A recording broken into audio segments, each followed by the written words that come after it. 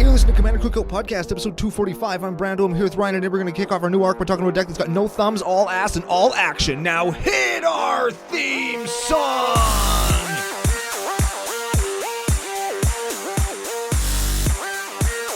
Hey, Ryan. We're back for yet another whirlwind adventure. How you doing? Good. What is going down? Whole ton is going down. I haven't laughed at an intro in a good long while. I do what I can. Yeah.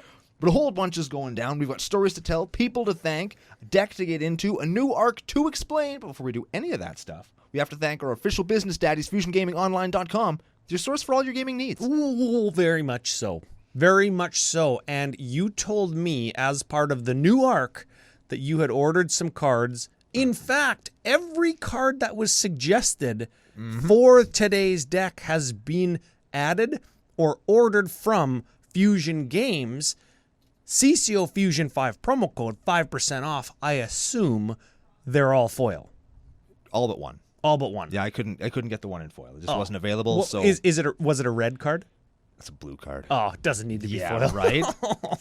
Doesn't need to be foil. You're too pretentious by now anyways.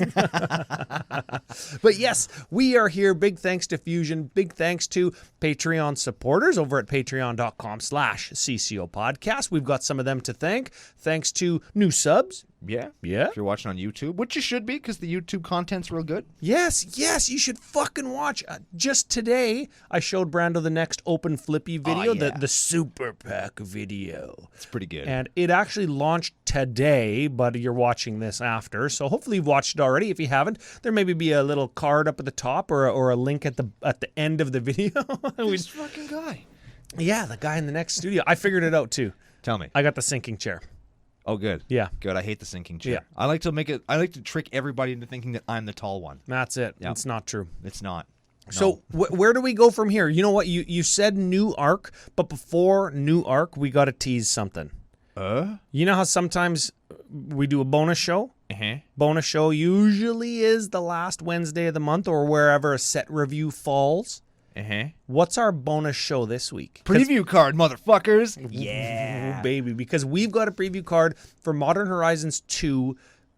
It's coming out on May 27th. That's a Thursday this week. Yes, that's like 48 hours from now. Yes. 72 hours from now because this is Monday. Well, seeing into the future is hard. I don't know how people do it. Today is not Monday when they're watching this. Today is not Monday when we're recording this.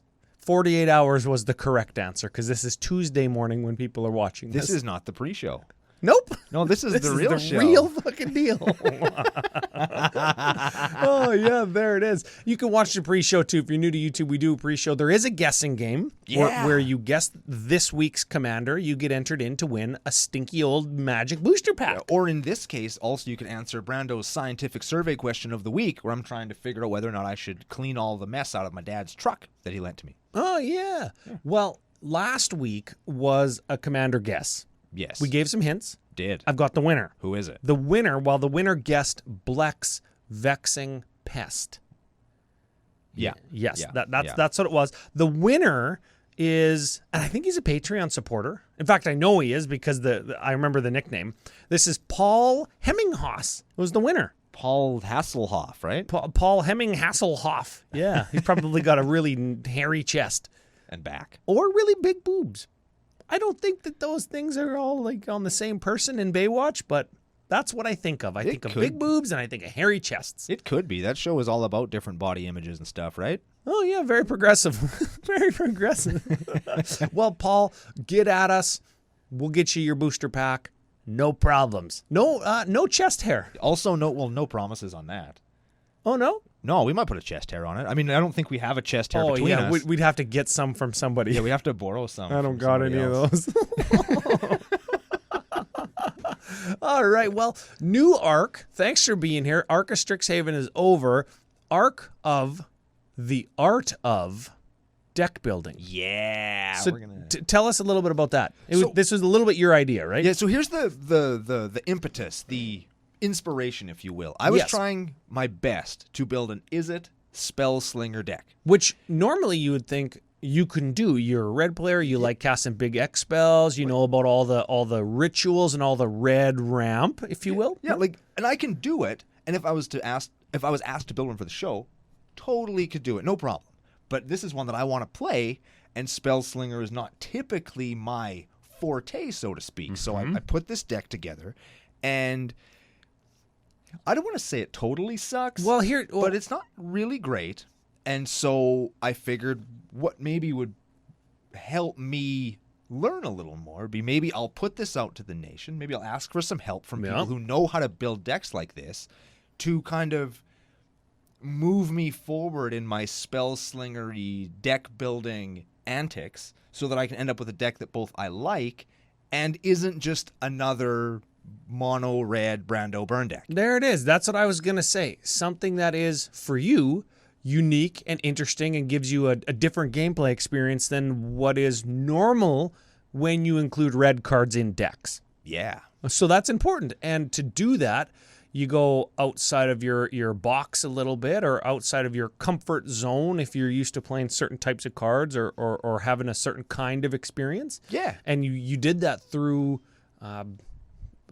looking to the nation. Yeah. CCO Nation to help you. Yeah, and I got some actually really good ideas. Not that I'm surprised I got a bunch of ideas, but I got some good stuff. There's a bunch of good deck builders in the nation, lots of smart people. Yeah, good enough that I went out and I spent my hard-earned coins on the suggestions that were given to me. So I'm actually pumped. I think this deck is going to be really good once it's all put back together. Because as of right now, it kind of doesn't do anything.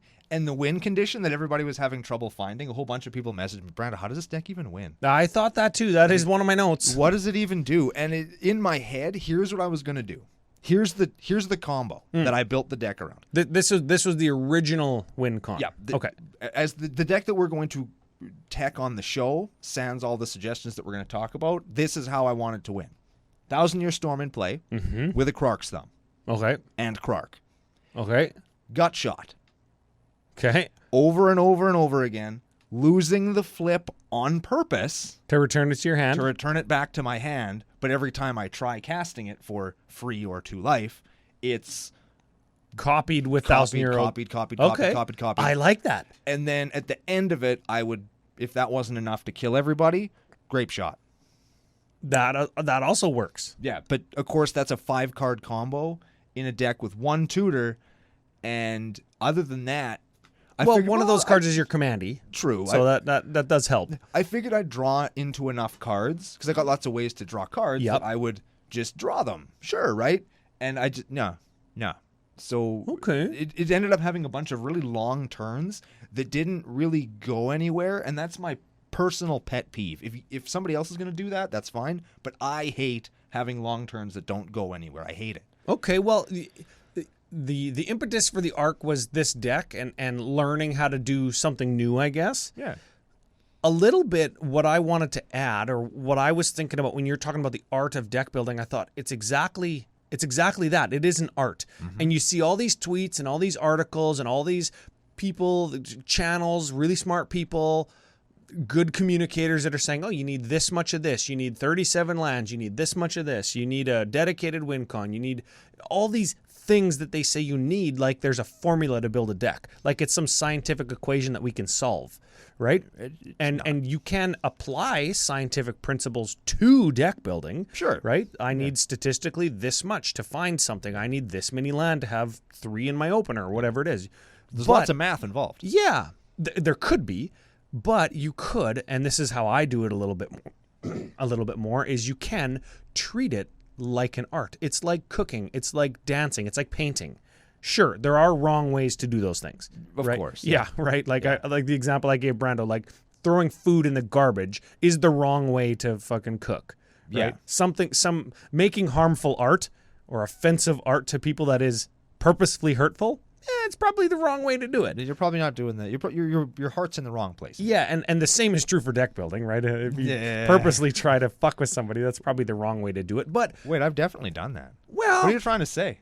What I'm trying to say is making a deck is like eating a taco. It's like taco night. There's not really a wrong way to do it. And everybody loves taco night. Yeah, crush it up. Taco salad. You could do soft shell, hard shell. You could do nachos. You could take your actual hard tortilla, like the U-shaped one, smash it up onto a plate and make it into nachos. You're still eating taco night, but it's just a different form, right? And that's kind of what deck building is to me. If you were totally heinous, you could not put enough taco stuff in there so that you could pinch the shell shut real tight and then flip it upside down and eat like the filling first and just have two shitty greasy ass chips over at the end. Ooh, well, some people like the really greasy chips. That's true. They're soft. They don't hurt their teeth. Yeah, well, there it is. See, no wrong way, and that's what we're going to exemplify with one of Brando's decks. We're gonna take a look at one of my decks where I kind of apply this type of principle, and then maybe some decks from the nation. If you're having trouble with a deck, if there's something you can't figure out, it's like, I've got all the ramp I need, I've got all the rocks I need, I've got all the card draw, but it still doesn't quite do it.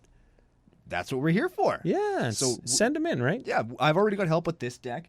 In order to set up the rest of the arc, we're going to do an Orion's decks next week. You'll have the link posted on our socials, so follow us on all of those. You'll see the link. Send us your suggestions. And while you're sending suggestions, if you have decks that you think need some work and you'd like the Nation and Ryan and I to take a look at them, send them in, commandercookout@gmail.com. Yep. And we'll put them out to the Nation. We're gonna tech a few decks, at least until we get bored of doing it. Yeah, very much so. Now, a couple other places.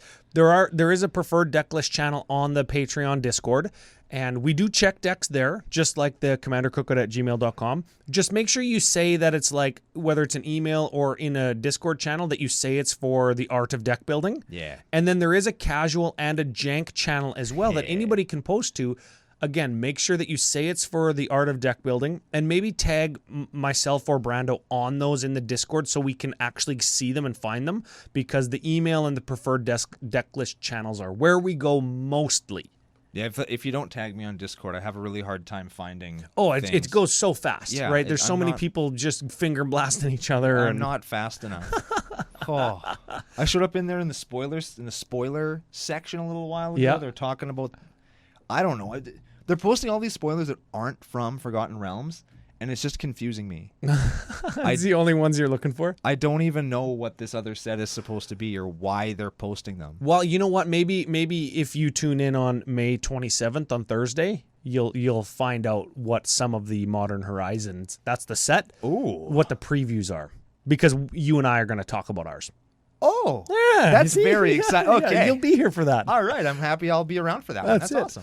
You mentioned the Nation a couple times. You mentioned the Discord. Mentioned the benefits. We didn't mention the benefits yet, but if you want a Brando token or altar or CCO sticker. Yeah, I'm working on some more this weekend, which is very exciting. Oh, good. Yeah. I sent you a whole list. You got them? They're the ones that I'm doing. All right, sweet. We've got some new patrons. Yes. We'll start with an increase, though. Okay. This is friend and supporter of the show and guy that we just did a little thing for that he asked us, but no spoilers because super secret stuff. Yeah, we did a super secret thing for Drew Mitchell. It's Drew Gitchell. Hey, Gitch. Yeah. So big thanks for the increase. We appreciate the support. First new patron. Uh-oh. I'm going to use his alias, but I'm going to also use his last name because it's a good one. Okay. Okay. This is Cook, which is kind of a cool name. Promethean Cook. Last name. Okay. Last name. Higginsbotham. Which is kind of just a funny word, but it kind of sounds like he's like, think of Higgins and Gotham. Way not as cool as Batman. I want to say like Higginsbottom. Yeah, definitely Higginsbottom. Or a Hickenbotham. That's or a Hickbottom. I like Hickbottom. Hickbottom. He hick rock bottom. And he found Commander Cookout when he was there. Yeah, we are here. It works out. Oh, so big thank you. And of course, F you. All right, we got a couple more. Joseph Fitz. Fairly normal name. Fits in what? Fits in what? Well, probably nothing. Because he's huge? Or because he's too small? Oh. I was thinking about two different things. Yes, I was thinking too small. You were thinking too huge? Yeah. Well, pick your poison there, Mr. Fitz, I guess. Joseph fits in nothing. Yeah. Yep. Okay. Big thank you. Final one. It fits in bottom. Fits in bottom. Yeah, maybe they'll meet and become friends.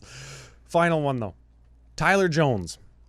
This is TJ. Do we have a TJ in the nation? TJ Hooker. TJ Hooker. I was going to say, if you have to ask, you can't afford it. I know that that's a TV show, but we can have that. We can have a TJ Hooker in the nation. Pseudo-celebrity. Absolutely we can. You know how many pseudo-celebrities we have? Like 100. Oh, lots of them. Oh, man. All over the place. The nation is star-studded. Baseball players, actors, wrestlers. Yeah, brothers and sisters of all those people mostly. Yeah. they're lesser known relatives, but they're here and they're great. They're 7 out of 10 at best. TJ Hooker, welcome and F you. Agreed. Don't know why anybody wants these, but it is one of the benefits. Yep. Hard air quote. Yeah, hard air quote on the benefit. Okay, we've talked a bunch. Let's read our 2 commandees. You mentioned Krark. Who's the other? Krark the Thumbless is the first one. Everybody knows what he does, right? Yeah. He's a 2/2 for 2. You cast a spell, you flip a coin. If you win the flip, you copy it. If you lose the flip, you put the card back in your hand. Yes, and you do want to win the flip to copy, and you also do want to lose the flip to return it to your hand so you can cast it again. Yeah. You want to do both of those things, right? So no matter how it ends up, I win. Okay. Which is excellent. And so, the other one being blue, do you think it's Sakashima? No, I know it's not Sakashima. Oh, okay. Initially, I thought maybe I should be Sakashima. I thought, no. Nah, everybody No, does that. that's It's like gonna be- one of the top combinations. Yeah, it's going to be a real deck. So Yeah. I picked Esior Wardwing Familiar, What the fuck? which is a 1/3 flyer for blue 1, bird. Spells my opponent's cast that target one or more commanders I control cost 3 more. Okay. So I'm going all in on Krark, and I'm making it harder for you to kill my Krark. all in on Krark, but you get to play blue.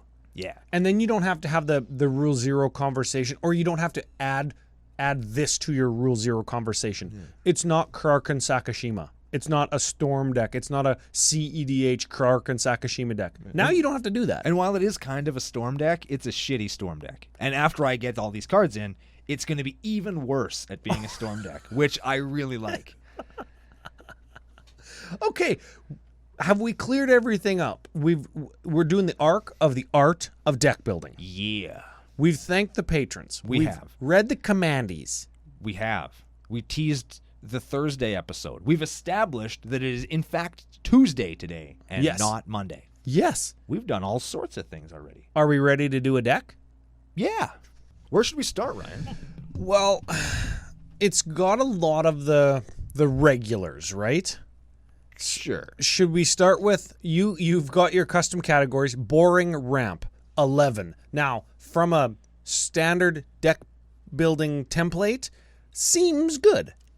Sure. Give them a read, give all the regular ones a read, and then if we have to go back, we'll go back. How about I give them all a read and then we'll go back? That way I Sure. can go really fast. Okay.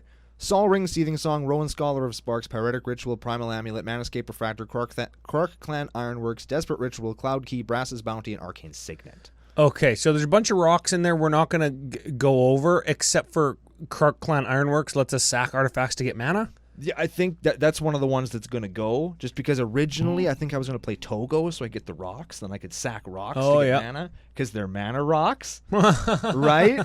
But yeah, now I Well, yeah. you know what? If that one goes, I actually like that because one of my notes is in direct reference to the number of permanents in your Spellslinger deck, which maybe has been suggested by other people in the nation, maybe not.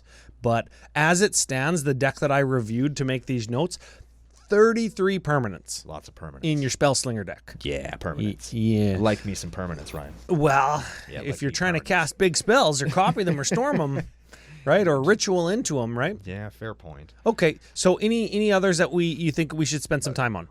We're playing a new Stonkhaven Planeswalker in Rowan Scholar of Sparks. You might be worth a read. And this is a ramp card, you say? I do, because it makes my instants and sorceries cost 1 less. Okay, That's the I static like that. ability. On my 2 mana or 3 mana, 2 loyalty Planeswalker, her +1, she deals 1 damage to something, and if I've drawn 3 or more cards, she does 3 damage instead. Yep. And her minus is I get an emblem that lets me pay 2 colorless to copy my instants and sorceries as I play them. And there is another side to that card, but fuck that side. It sucks. This side makes our stuff cost less, and we can plus her like 2 times and get an emblem that copies our stuff. Yes. It's pretty good. Yeah. And the other one also makes our stuff cost less, but it also sucks. Okay. So, there's a thing.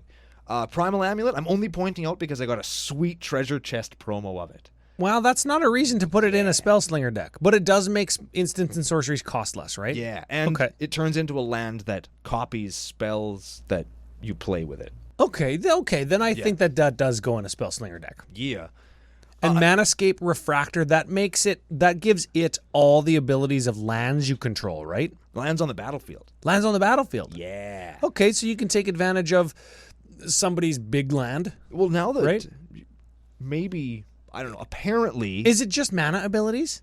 No, it's abilities. So you could actually sacrifice that to destroy a land if somebody has a strip mine? Yes. Cool. Yes. Or I could use it with somebody else's Cabal Coffer's Urborg Tomb of Yawgmoth combo to make a whole bunch of mana to power my spells. Oh yeah, and if they've Right? got the one that untaps a land as well.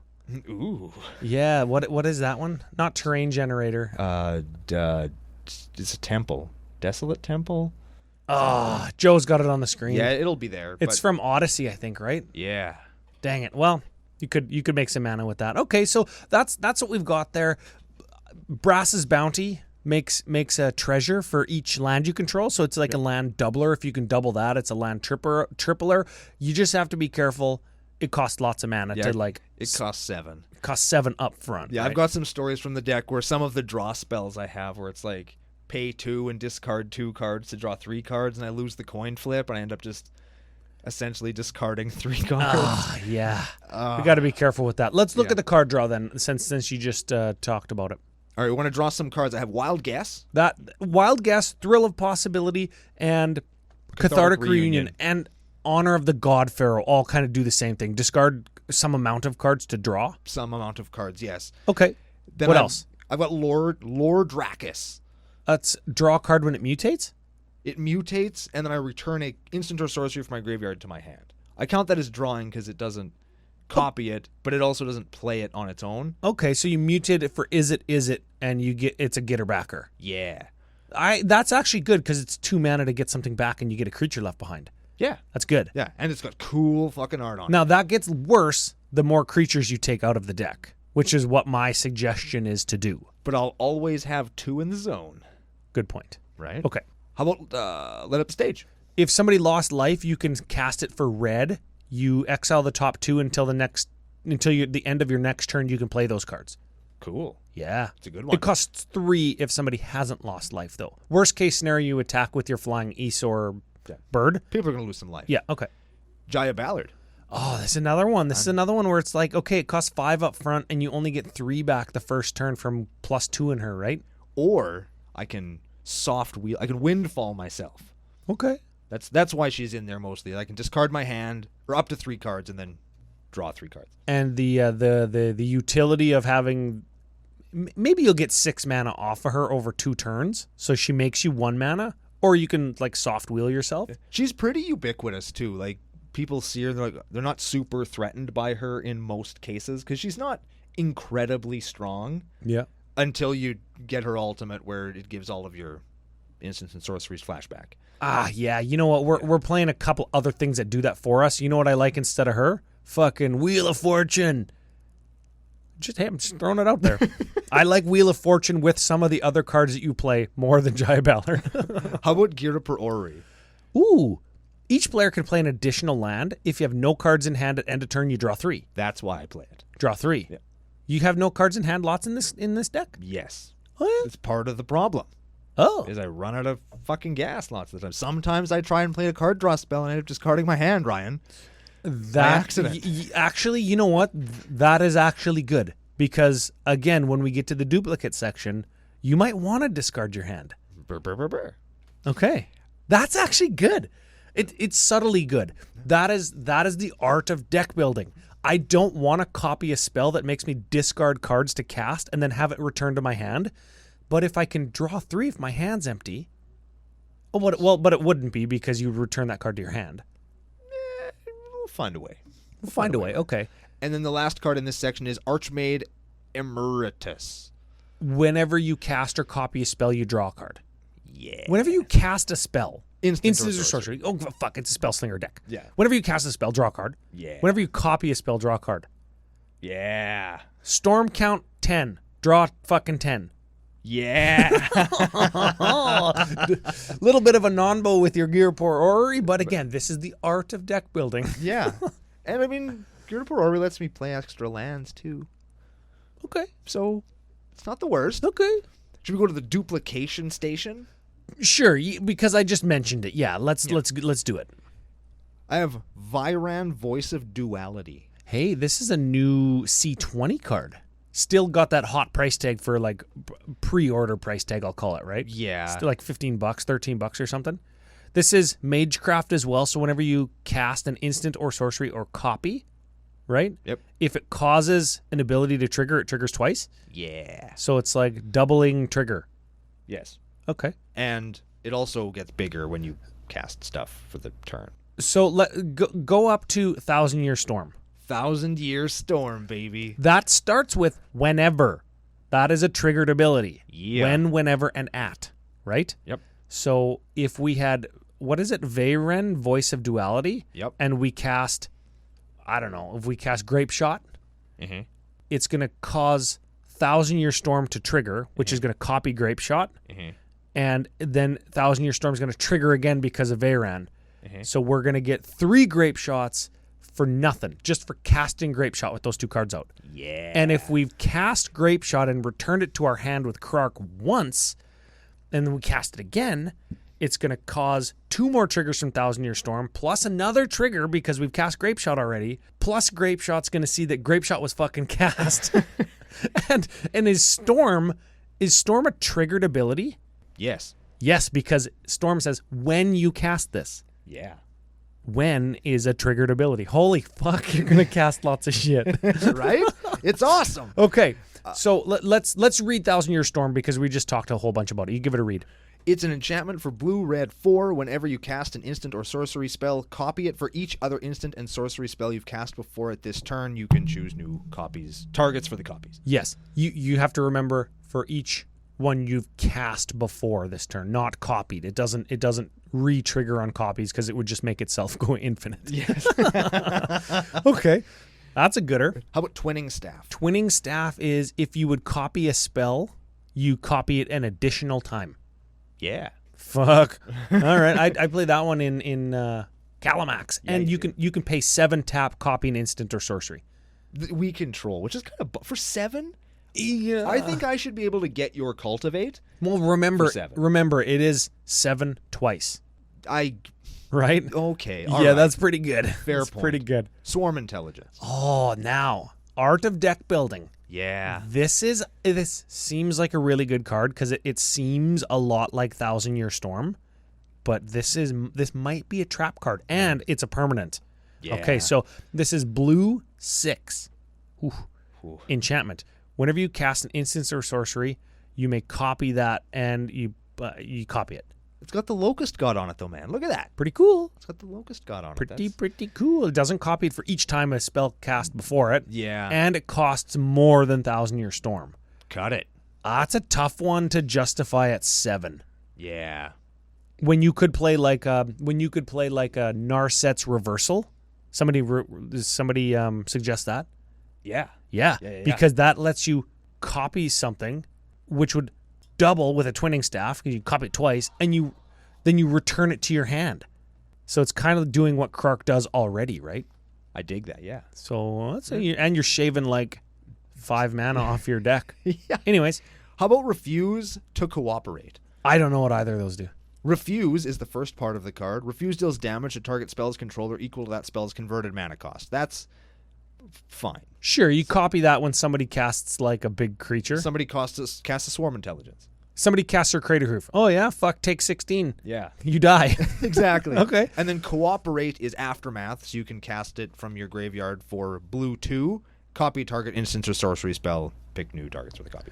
Those are good fits for this deck. Not terrible. Yeah. Pyromancer's Goggles. Taps for a red and then copies a red thing that you cast with it. Yes. Past in Flames. Oh, here we go. Oh, this gives instants and sorceries in your graveyard flashback, and it has flashback for 5. Yeah. Oh, baby. Mizzix's Mastery. Here we fucking go. Okay. Exile target card that's an instant or sorcery from your graveyard, and then you can cast it without paying its mana cost. Yeah, well, you copy it, and then play the copy without. Wait, do you copy and then cast it? Oh my god. For each card exiled this way, copy it, and you may cast the copy. Does that mean it triggers Magecraft twice? Yes.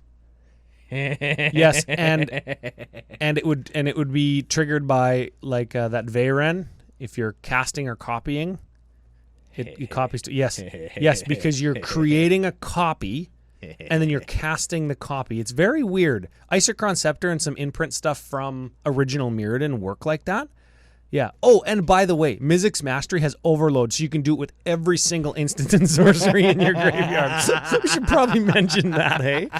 Yeah. Oh, that's fucking good. I like that lot. Yeah. Oh, what's the Overload cost? Like 8? 8. Red 5. Red 5. Worth it. Worth it. Worth it. Yeah, because you just discard your whole hand to Cathartic Reunion and Krark, bouncing it, and then you just go, fucking Ritual, Mizzix's Mastery, fucking copy all my shit for free. Die. Yeah. Yes. Most likely. Goblin Dark Dwellers. Oh, this is a 5-drop 4/4 menace goblin. Can only be blocked by 2 or more creatures. And you can cast an instant or sorcery out of your graveyard. With converted mana cost 3. That's fine. That's pretty good. That's fine. Lots of those. Fury Storm. Oh, god dang. Yeah, this is a copier, but you can copy this for each time you've cast your commander. Which will be at least 2 by the time you're playing this. So you cast this and you actually get 3 copies of something. Yeah. Or, 3 versions of a spell. The original, then 2 copies? Yeah. Okay. Double Vision. First spell you cast each turn gets copied. That's fine. I think that's okay. I've played this card. Yeah. And the last one is a personal pet card of mine that Oh? I just really like, Djinn Illuminatus. This is, well, you give it a read then if it's your guy. It is a 3/5 flyer for Is It Hybrid 5. Each instant and sorcery spell you play has Replicate, and the Replicate cost is equal to its mana cost. And what Replicate is you can just pay the cost of a spell over and over and over again, and each time you pay it, you copy the spell. Ooh. That's the original Is It keyword from OG Ravnica. Replicate. Yep. I like that. I think that it would be much better with some of the suggestions that you and I are going to talk about. So let's keep plowing through some of the deck here because we got to get to those suggestions. Should we talk about the removing and protecting myself? Yeah, that's a pretty fast way to fly through a deck. Vandal Blast, Smoke. Smoke makes only one thing on tap. Cut it. You don't need it. Smash to Smithereens. It's a good one. Lightning Greaves. That's a good one. Cleansing Wildfire. That's probably a sweeper. Kills a non-basic, I draw a card. Or kills a land, draw a card. Draw a card is important there. Yep. Chain Reaction. That's a sweeper. Blood Moon. I could probably cut it. Abrade. That's a good one, too. That only deals damage to creatures, though, right? Yeah. But if we could copy that 3 or 4 times and just, like, mow down a field. Pretty good. Pretty good. Pretty solid. It also destroys artifacts. That isn't nothing. Yeah. So that's that. Okay. Then I got some dudes that do damage, and it's basically the same card 2 times. Sure. It's Pyrehound and Pyroceratops. Ooh. And they are both 2/3s for red 3 with trample. And then it's whenever you cast a non-creature or instant or sorcery spell, they get a +1/+1 counter. So they get big. These would maybe act as like backup win cons for after you like abrade 3 or 4 times and you're like, oh, now all of a sudden I have like this 8/8. Yes. And you're at fucking 8 life. Or what have you. Yeah, welcome to Pound Town. Okay. Lets you switch gears a little bit. Yeah, which is important. And they're cool because they're dinosaurs and dogs that are elemental. Okay, and they would play off of a riff off of the make damage category, of which we have 13 cards. And this is the section where we're playing a lot more permanents. Yeah. So let's there's a few of them that do kind of the same thing. There's Thermo Alchemist, there's Electrostatic Field, and there's Gutter Snipe, which and Firebrand Archer. Oh yeah, that's right. And whenever you cast like an instant or sorcery, they deal 1 or 2 damage. Yes. Yeah, okay. Then I've got a Rune Flare Trap. Ooh. If an opponent casts 3 or more cards from their hand this turn, you can pay red instead of the red 4 mana cost. Now here's That's a trap card. It's drew 3. Yes, it is. You activated my trap card. As if they drew 3 or more cards this turn, which happens pretty often. Yeah, sorry. And it's my favorite mana cost. And I've been dying to play this card in Commander for so long. Okay, so what does it do? For red, what does it do? Rune Flare Trap deals damage to target player equal to the number of cards in that player's hand. So that's like red Lightning Bolt. Or if they had 0 cards and drew 3. Yes. Okay. Or if you're playing mono card value no max hand size. Oh, deck. Value Blue Sun Zenith just to dig for my combo. Draw 10. Exactly. Reliquary Tower. Go. Really? Oh, nice 17 cards, bud. You're like taking 34 for red. I hope so. Excellent. That's a good card. Rolling Earthquake. That's a sweeper, as is what else? Which other one are you playing? Comet Storm. Of course you are. I don't think that you're making enough mana to play Rolling Earthquake or Comet Storm to win the game. Yeah. And you either cut them or play big mana, but if you do big mana, then it feels like all of your other red decks. Yeah. So that's a little bit of the switching it up and finding a unique kind of place for the deck to land. The Ryan Special. Oh, fuck yeah. Price of Progress. Yeah, I like this one. Deals 2 damage to each player for each non-basic they control. A card that I think I got hooped by a little bit. Oh, yeah? In Magma Jet. 2 damage to any target or creature or player. Any target, right? Yeah. Sure. Scry 2. Yeah. That's fine. I copied it 4 times in one game, and I just found a card that I wanted on top in the first one. Yeah. And it's just... And then it turns into Scry 1. Yeah. It's like, okay, well... Which is still fine. It's okay. It does let you dig. I play one Scry card like that in Zata, where I might copy it 8 times, which is Scry 1 8 times. That does let you dig. It does let you see 8 cards if you don't find something you want. Yes. Which is, let's get them lands out of the way. Lightning Bolt. Lightning Bolt could be a finisher with Thousand Year Storm. Insult to Injury. Insult is damage can't be prevented this turn, and if a source I control would deal damage this turn, Deals it does double. damage. Shit, yeah. And then Injury is, it does 2 damage to target creature and 2 damage to target player. It's there for Insult. Yeah, that's a damage doubler on a spell, so we can copy it. Yeah. Because you copy it quadruples and then octuples and then 16 tuples. Yes. 32 tuples. That's a win con, because you do that, and then you just gut shot one guy and they die. Yes. Yeah, that's good stuff. Okay. We have Gut Shot. Gut Shot. That's Phyrexian Red. Phyrexian Red to deal 1 damage to target creature or player. Ooh. But if we can double it to 2, and then if we can copy it a bunch of times, yeah, okay. Grape Shot. That deals 1 damage for 2 mana, but it has Storm. Yeah. Okay. What's the actual price on this? I'm playing the Japanese full art foil one, and the prices listed on Architect are either $5 or $60. What is happening there? Probably one is in reference to Japanese not foil, and the other one is probably quoting Japanese foil, because the Japanese foil one is $60. Nice. And the Japanese non-foil one is like $5. Sick. So is that the deck? Did we get the whole deck? Now we got one more section. Sure. Okay, the last category is the lulls category. Yes, and this is the one that I continue to take I don't know, not offense, not heed. This is the one that I have contention with because it has more permanence, and we need fucking rituals and mana. But let's read the permanents. Sure. Let's read them. Sure. First one is Young Peasy. Young Peasy is win more because it's not going to give you enough bodies or big enough bodies to do really anything. Play Jessica's Will. But they block. Don't care. Okay, all right. Metallurgic Summonings. I never remember what that card does. Whenever I cast an instant or sorcery spell, I get an XX colorless construct creature token, where X is that spell's mana cost. Okay. Those are at least big enough bodies that people might not attack you. And then I can also repay its mana cost and exile it, and I get all of my instant and sorcery spells from my graveyard back to my hand. That's a good card. If I have 6 or more artifacts, but Do you play artifact lands in here? I could. You should. I will. You should, just to make sure you hit it, right? Just to make sure you hit it. You get that extra little 1%, right? 2% in your case. 3% because you get 3 artifact lands. Yeah. Yeah, it makes the math easy. Krark's Thumb. Krark's Thumb, probably need that. Yes. Hostility. Feels like win more. Feels like regular Brando card. But let me hit you with this one. You always hit me with Hostility. I always hit you with Hostility, because if I can't Grape Shot for the win, but I can Grape Shot for 10, it turns that 10 into 30. Yes, because you prevent damage dealt to your opponents, and instead you get 3 ones with haste, right? Yes. Yes. So I put it in there as my getting there, but not quite. I'll hit you back with this. This is the first time I hit you back with this. Oh, shit. Because I've got some experience in decks like this. If you're finding that you can Grape Shot somebody for 10, you got to Grape Shot harder. Those are rookie numbers. You got to pump those numbers up. Why can't I grape shot for 30 or 40? Maybe I'm not playing enough copy. Maybe I'm not playing enough rituals. Maybe I got to move the deck a little bit closer on the slider to the combo end of the spectrum. But then am I just doing what everybody else is doing? Maybe a little bit, but if you want to use grape shot to win, well, first of all, I don't think very many people use grape shot to win in Commander. Nay, gut shot. Right?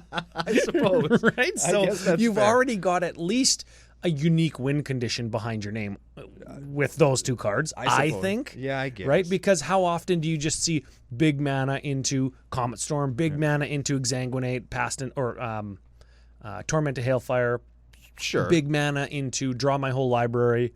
Those are the win cons that people are finding not very unique. If you go big mana into gut shot, but I made only 30 mana. Good thing I have 30 life still, right? So I'll cast gut shot 30 times, and then I'll cast gut shot fucking 10 more times with life. All right. Right? So yeah, it's like maybe you're just not gut shotting hard enough. Okay. Grafted Exoskeleton. Oh baby, what does that go on? All of those creatures that deal damage to my opponents whenever I play an instant or sorcery spell. Like a gutter snipe. Yeah. Okay. Because then I don't have to gut shot as hard. You gut shot 10 times, and that'll get you there because you're actually quadrupling the not the gut shot, the gutter snipe. Yeah, well, gutter snipe does 2, so I only have to play 5 spells, Yes. and then I win. Okay, I like that one. So that's a solid one. Okay. Gamble. You probably need a gamble, especially if you're sliding towards the combo end of the spectrum. I suppose hypothetically that could be a mystical tutor. Hey, Yes. I could just play It'd probably, with my luck and how things affect me and impact my life, I feel like having a mystical tutor might be better. Yeah, it could also be like a merchant scroll or a muddle the mixture, just depending on exactly what you want to find. But mystical tutor's probably pretty good. And last one, Empty the Warrens. Empty the Warrens. It serves.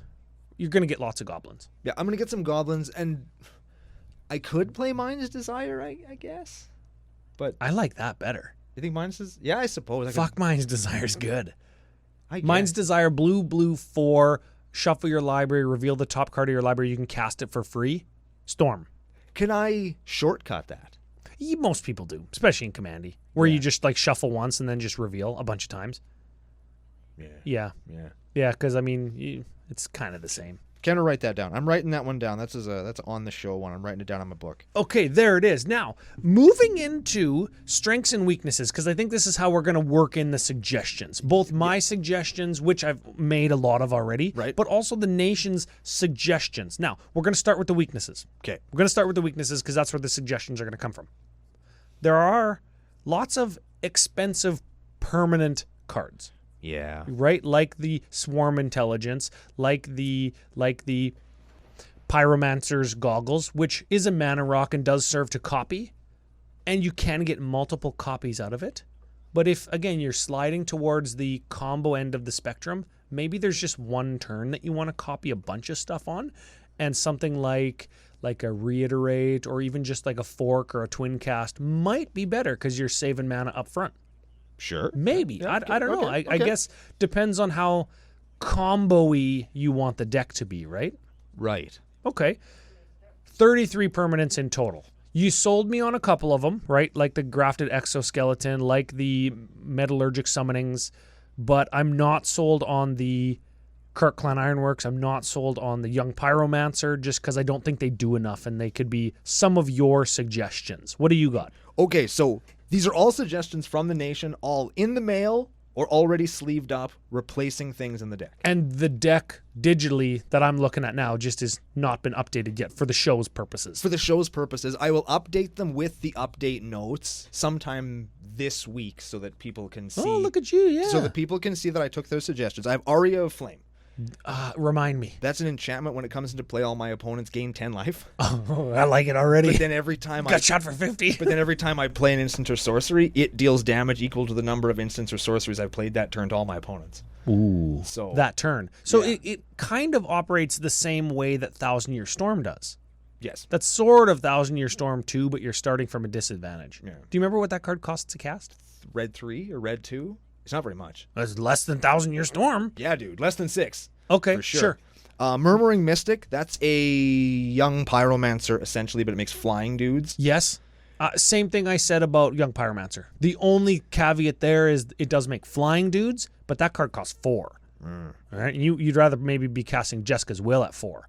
Draw a bunch of cards. Fucking what's the other thing it does? Draw cards and Make mana. Make mana. Ooh, Yeah. good things to do, Right? Yeah. Docent of Perfection, I like that one lots. That's the one that makes bugs, and then it flips over into like a bug lord. Oh yeah, So the dudes it makes are big. Yes. So I liked that one. I'm a fan of that one. That one I'm keeping. I like that one as a suggestion, maybe instead of the Young Pyromancer again. Yeah, into it. Saheeli Sublime Artificer. To be fair, though, or for the record, I don't like that card going into this deck, but if you like it and you want to play it instead of Young Pyromancer. Yeah, that's one that I will play just because I really like it. Okay. So we have Saheeli Sublime Artificer. That's another dude for spell thing. Yes, and I think it copies something. It turns artifacts into copies of other artifacts. Oh. So I could make one of the Thopter tokens that she makes into a Pyromancer's Goggles, for example, and get in there. Yeah, and the other thing that it does is like whenever you cast a non-creature, you get a dude, right? Yep. Again, better than Young Pyromancer because it's giving you more benefit than just make a dude. Yes. Yeah, okay. All right, and then we've got Jessica's Will, and I can't believe I fucking forgot Mana Geyser. Oh yeah, and we were talking off the air for a minute. I was getting a drink of water, and it was like, if you go Pyretic Ritual, right? You pay 3 to get 5. Yep. No, pay 2 to get 5, right? Pay 2 to get 3, and then you play Seething Song. Which Yeah. is 3 to get 5, and then you use that 5 to play Mana Geyser. That's like 100 mana. If you have a 1,000-Year Storm, you're gonna go 2 to get 3, and then you're gonna get 3 to get 5, 3 to get 10. 3 to get 10. Yeah. And then you're gonna cast 5, so you're gonna float 5, and then you're gonna get like 50, but you're gonna get like 25 mana off of your Mana Geyser, but it's gonna be copied 3 times. well 2 times. Well, yeah, but 2 times that you're gonna also have 5 mana floating. yeah, it's good. So you're gonna get 25 and 25 and 25 plus 5. So you're probably gonna get like 80 mana off that play. Boom. Yeah. And then I play my Comet Storm And that play is predicated, of course, on 1,000-Year Storm. on 1,000-Year Storm, but also predicated on something like a Cathartic Reunion or a Jessica's Will that allowed you to draw multiple cards in a turn, i.e. those cards we just talked about, right? Yes. Draw, fill up your hand lots. That's why I liked Wheel of Fortune.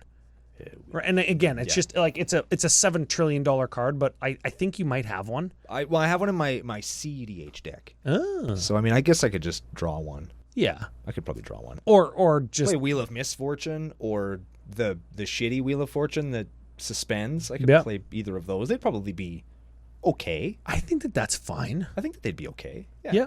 Okay. One guy said I should cut specifically Wild Guess for Tormenting Voice. Wild Guess for Tormenting Voice. Wild Guess costs red. Tormenting Voice costs red 1. And does the same thing. Yes. In a deck that wants every single fucking one of those, or a deck that's fine at making lots of red mana, yeah, sure. Git Probe, another one I can't believe I forgot. Oh yeah, it's because you could, for life, draw a card, look at your opponent's hand at sorcery speed, and you could do that a whole ton of times in a row if you've got Krark and Krark's Thumb out, drawing a whole ton of cards for life. Yeah. Good play. Not too bad. And copy that spell 5 times, draw 5 cards for 0 mana with a 1,000-Year Storm after your Ritual Well bunch. It's not too bad. I like that one. That's all right. And then we've got Narset's Reversal, which we talked about already. Yes. You suggested Mind's Desire, which would be really cool. Yeah, or Twin Cast or Fork or Reiterate. And this is my favorite suggestion. I can't use it. Unfortunately, I can't. But Okay. I'm so happy that people know me well enough to suggest. Mizzix of the Ismagnus. I did get one of those too. But I was pretending that I didn't. But I had 3 or 4 people message me and say, Brando, damage doublers, giant X spells, and brash taunter. Oh, your boy. And I was like, oh, God. I already have that deck. Yes. Right? And I don't want to do that deck again just with blue in it. So I love that people know me so well that they would suggest that. But that's why that isn't here. Because that's Yes. believe me, I had all of those cards in the pile and I went to sleeve this thing up. And I was Yes. like, wait, I can't just do another Brash Taunter deck because Ryan's going to get mad at me. So And then, you know what? That's how I feel about the Rolling Earthquake and Chain Reaction and the Comet Storm. I understand that you could use those to win. What's hard about the red sweepers like that is if we're paying life to Gutshot and Gitaxian Probe, and then all of a sudden we're Earthquaking, it makes it really hard. So Comet Storm goes up in my favor. What I also would like, if you want like just jank lots of damage, what about something like terrible, like Urza's Rage? Can't be countered, can't be prevented, but you got to kick it. But if you have 80 mana, yeah, I suppose. What if there's something like Inferno, which is just a cool name, evocative name, old school card. You get a Legends one or something. Oh yeah, right. Inferno, 7 damage each creature, each player. Oh, and it does the same thing for 7 mana. So it's more cost efficient than those X spells, but you have to copy it if you want to get big mana or big damage from it. Let me tell you one of the X spells that I thought of on my own and then put in, because I was thinking, man, I should definitely play Crackle with Power. Oh, baby. I forgot all about that one. Put it in. It's in. Okay, good. It's in, baby. Yeah, put it in. You put 15 damage into it, or 15 mana into it, and you're dealing like fucking 45. Yeah, man. Yeah, do it. 15 mana is easy for this deck. Yeah. Yeah. So you just have to, you know what? Final thing. Mizzix's Mastery, where you're casting it for free, when you're casting shit for free and X spells, that's the other reason that I like something like Inferno or Urza's Rage, because you can pay additional costs when you cast stuff, right? But you can't pay any into X if you get to cast it for free. Right. So you got to be careful with that. Good call. Good call. Smart. But I think Crackle with Power is a good exception. Oh, you can have 1 or 2 cards that oh don't go yeah, into the well, combo. and yeah, that's the 'Cause it does 1,000. fuck yeah. I love doing 1,000. yes. So those are the weaknesses and how to shore them up. We had suggestions to turn it into more of a tokeny based deck. Yes. Like every time you cast it instant, I get like 10 guys. You get a Locust God in there. And Yeah. Yep. So I had lots of suggestions like that, and then other ones where lots of people were wondering what my win condition was, which we already went into, and one of them was you have tons of stuff to copy, but all the stuff you're trying to copy is kind of shitty. That was another suggestion that I got. Yes. Like like the Empty the Warrens without haste, without Perforos. Yeah. Right? Like the Gut Shot deals 1 damage. What I like, and this is why I like the arc of the art of deck building and the Gut Shot and the Grape Shot.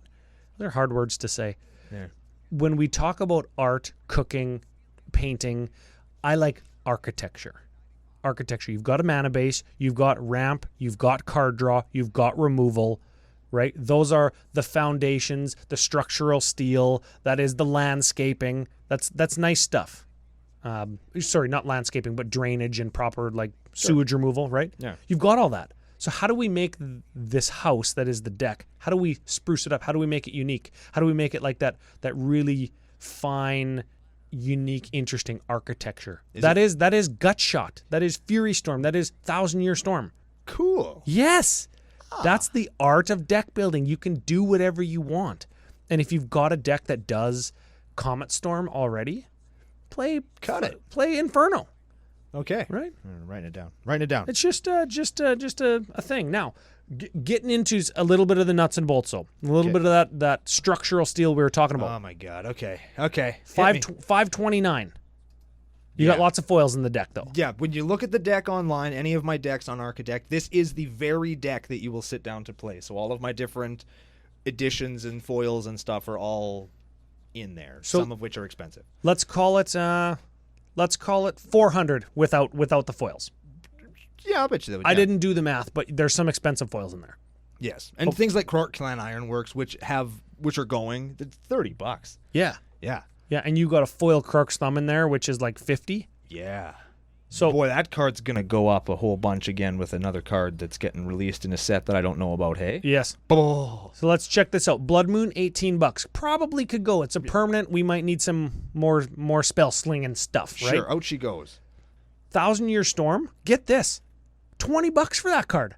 But it's the backbone. I know. It's the you can't cut that one. Yeah, that one's staying. But I just wanted to make people aware, right? Yeah. The 4 most expensive lands. And remember, you got some of them in foil. Yeah. One of those is a fucking Expedition Scalding Tarn. Yes. All right. $157. This is a 2-color deck. We might not need those cards. Yes, all the not basics, you could probably cut, no shit, all of them and replace them with islands, and there you go. It's probably fine. Yeah. Yeah. Okay. Gamble, $23. Phew. Just as an FYI to people, if you want to have a red tutor, I know that Mystical Tutor isn't a free card either, right? So if we take Gamble out, put Wheel of Fortune in, like that's not going to do the budget any favors, right? My point is with all of this is there are things that you can cut, and if you cut like those basic lands and a Blood Moon and a Gamble, if you have a Mystical Tutor instead, but you don't own a Gamble, you could cut like over $200 out of this deck. Shit, yeah. You could build this deck for just under $200. And lots of the stuff that was suggested to me, lots of them are Cheap now. Yeah, 50 cheap. cents or $1 or whatever. Like, Yeah.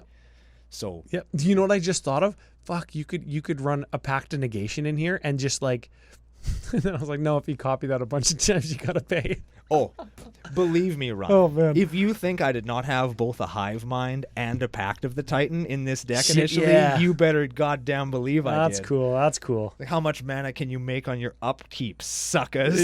Yeah. Now, strengths. We didn't cover them real quick. Okay. Does lots of damage. Yes. It's going to give you a unique play experience. I hope so. Well, yes, it does. It actually does. It's going to teach you how to play faster, be efficient, organize your battlefield in a way that you can just tap. This is what I got. This is what I do. Boom. Right? It's going to teach you how to magic better. It also teaches you all of the different triggers and how different things and layers interact with each other. Copying and casting versus just copying. This deck will make you better at playing magic. Yes. Cool. Very good. Unique and interesting win con. I love it. I do like that very much. I win with a gut shot. There it is. Yeah. There it is.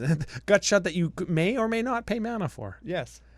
Can you just please make it the gut shot that kills me is the one that you do not spend mana on? Absolutely, I can. Okay, good. I will do that for you. Okay, good. Now, no spice calculator this week because these guys, what is his name? Esior? Esior and Krark. Not a combination that even shows up on EDH Rect. I can't. That means they have what, sub 3 lists? Is that how it works? Well, Ludwig Necro Alchemist is the lowest guy, and he's got 9. So it's got less than 9 lists. Yeah, so any programmer for EDH Rec or the EDH Rec cast guys, if you're listening, get at us with how many deck lists Esior and Krark have. So we actually can't do a spice calculator because one of the numbers is fucking 0 and you can't multiply 0 by 0. There we go. That's science. Now, yeah, speaking of science, that's the only science we had in this episode. We can do a card of the week, though. A card of the week. How about Archmage Emeritus? That was, yes. It's a big suggestion, and I think it might sleeper low-key be the best card in a deck like this. Yeah, sleeper, low-key. It's going to do, like, all of the lifting. You know when you're building your foundation and you need, like, all your formwork to be perfectly level to pour your concrete walls on and set all your structural steel on? Yeah. That's Archmage Emeritus. He's the perfectly square hole in the ground that you will build the house in. Yes. And he does that all by himself. And, you know, I like this one because I'm actually playing it in a deck, too. Oh, neat. I'm playing this card in a deck. Neat. Yeah. And he is a 2/2 wizard for blue 2. Whenever you cast or copy an instant or sorcery spell, draw a card. So he says draw a card on him, so you know he's already good. He's a wizard. He's a super good He's a human. Human wizard. He's a relevant creature types. All around a great card. Yeah, cast or copy. It lets you like draw your whole deck with your Isochron reversal combo. Yeah, it lets you combo. It lets you play wizards. It lets you spell sling and draw. It's going to give you straight up fucking value. And it doesn't say like the first time each turn. No, it's like whenever you do it. Right? You're going to draw cards. And if you go over fusiongamingonline.com, CCO Fusion 5 promo code, they've got Archmage Emeritus in stock, regular foil, extended art foils. They're all there. Wow. Yeah, you get 5% off. If you want to buy this card, you can go there, get yourself a little bit of a discount. And you can ball out of control with your own extended art foil one, just like me. Oh, yeah. I opened one in a collect box. So Sweet. Yeah. Yeah, cool. Well, there it is. I like the deck. Oh, thanks. I like the off the wall win con very much. Very much seems CCO. It seems more like a me deck than a U deck. Well, I was trying to build something different. Yeah, and unique gameplay experience, something that we talk about frequently. I think that we're going to be talking about a lot more often in the coming weeks. Oh, very much so. Yes. That's a throw ahead to the rest of the arc of the art of deck building. But before we get to that, though, don't forget Thursday, May 27th, we've got a Modern Horizons 2 preview card. Yeah. Big thanks to WotC for that. Absolutely free. No money was exchanged. Yes. Yeah. We're going to be talking about that on Thursday, so tune in, YouTube, wherever you get the podcast. We're going to tie it into the arc. And what solidified the arc for me is getting this card and saying, hey, we can talk about this thing. Yeah. So without giving any more away, you thank our business daddies. Give us the final thought of the day. Business Daddies, FusionGamingOnline.com, where you can go and buy the Magic cards that we're going to buy anyway. Help support the show. Save 5% with special promo code CCO Fusion 5. Let them know that their partnership with us is fantastic, which I think that they're learning a little bit more each and every month, even though they don't follow me on Twitter. Well, you come around. You're like the Archmage Emeritus. You're going to get there, kid. We're going to get there. I'll make it there someday. If you have lists that you would like to submit to the Arc, to submit to the nation, to get tuned up, to get worked on, to get, let us take a look under the hood, see what we can do to give you the same kind of unique gameplay experience that I'm trying to get out of today's deck, please send them in either on Discord or to commandercookout@gmail.com. And we are going to be back this Thursday with our super special preview card, and then back again next Tuesday with Ryan's deck for the next episode of Commander Cookout Podcast. Hit our theme song!